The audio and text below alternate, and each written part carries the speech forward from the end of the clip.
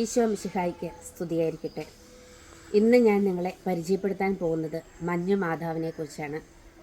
ആഗോള കത്തോലിക്ക സഭ ഓഗസ്റ്റ് 5-ന് മഞ്ഞു മാതാവിൻ്റെ തിരുനാൾ ആഘോഷിക്കുന്നു. റോമിലെ 4 പ്രധാന പേപ്പൽ ബസിലിക്കകളിൽ പരിശുദ്ധ മാതാവിൻ്റെ പേരിൽ പ്രതിഷ്ഠിക്കപ്പെട്ടിരിക്കുന്ന മേരി മേജർ ബസിലിക്കയുടെ നിർമ്മാണത്തിന് പിന്നിൽ അത്ഭുതകരമായ ഒരു ഇടപെടലുണ്ട്. AD 352 പോപ്പ് ലിബേരിയസിൻ്റെ ഭരണകാലത്താണ് ഈ ദേവാലയം നിർമ്മിച്ചത്. അക്കാലത്ത് റോമിലുണ്ടായിരുന്ന പ്രഭുകുടുംബമായ ജോണിനും ഭാര്യയ്ക്കും മക്കളുണ്ടായിരുന്നില്ല. അവരുടെ കാലശേഷം സ്വത്തുവകകൾ ഇഷ്ടദാനമായി നൽകുവാൻ ഒരു അനന്തരാവകാശിയെ നിയോഗിച്ചു തരണമെന്ന് പരിശുദ്ധ മാതാവിനോട് ജോണും ഭാര്യയും അപേക്ഷിച്ചു.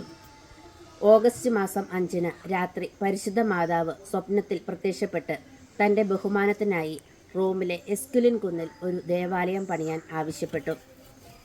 അങ്ങനെ പള്ളി പണിയേണ്ട യഥാർത്ഥ സ്ഥലം മഞ്ഞു പെയ്യിച്ച് കാണിച്ചു തരാമെന്ന് പരിശുദ്ധ കന്യകാമറിയം അവർക്ക് വാഗ്ദാനം കൊടുത്തു. അതികഠിനമായ ഒരു വേനൽ രാത്രിയിൽ എസ്കുലിൻ കുന്നിൽ പള്ളി പണിയേണ്ട സ്ഥലത്ത് അത്ഭുതകരമായി മഞ്ഞു പെയ്യിച്ചു. ലിബേരിയസ് മാർപ്പാപ്പയ്ക്കും ഒരേ സമയം പരിശുദ്ധ കന്യകാമറിയം സ്വപ്ന ദർശനം നൽകുകയുണ്ടായി. അതനുസരിച്ച് അവിടെ നിർമ്മിക്കപ്പെട്ട ദേവാലയത്തിന് മഞ്ഞു മാതാവിൻ്റെ പേര് നൽകുകയുണ്ടായി.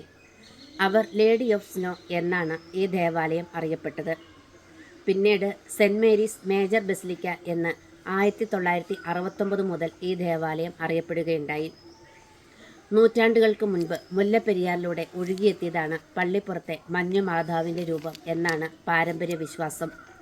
അന്നത്തെ പള്ളി വികാരിക്ക് പുഴയിലൂടെ ഒഴുകി വന്ന പരിശുദ്ധ മാതാവിൻ്റെ അത്ഭുത ചിത്രത്തെക്കുറിച്ച് രാത്രിയിൽ ഒരു സ്വപ്ന ദർശനം ഉണ്ടായിരുന്നുവത്രേ.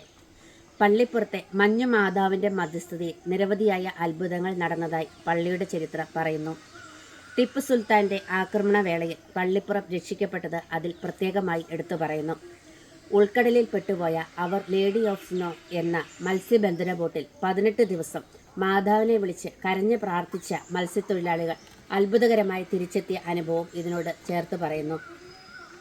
പകർച്ചവ്യാധികളിൽ നിന്ന് രക്ഷപ്പെടാൻ മഞ്ഞു മാതാവിൻ്റെ മധ്യസ്ഥ ശക്തിക്ക് അത്ഭുത ശക്തിയുള്ളതായി വേറൊരു ചരിത്രം പറയുന്നു. റോമിൽ കോളറ പടർന്നു പിടിച്ചപ്പോൾ 1837 ഗ്രിഗറി 16-ാമൻ മാർപ്പാപ്പ മഞ്ഞു മാതാവിൻ്റെ ഈ ചിത്രവുമായി പ്രദക്ഷിണം നടത്തുകയും പ്രാർത്ഥിച്ചതിൻ്റെയും പേരിൽ നഗരം കോളറ വിമുക്തമായി എന്നും അറിയപ്പെടുന്നു. നമുക്കും മഞ്ഞു മാതാവിൻ്റെ മധ്യസ്ഥയിൽ പ്രാർത്ഥിച്ച് അനുഗ്രഹങ്ങൾ സ്വന്തമാക്കാം. നന്ദി.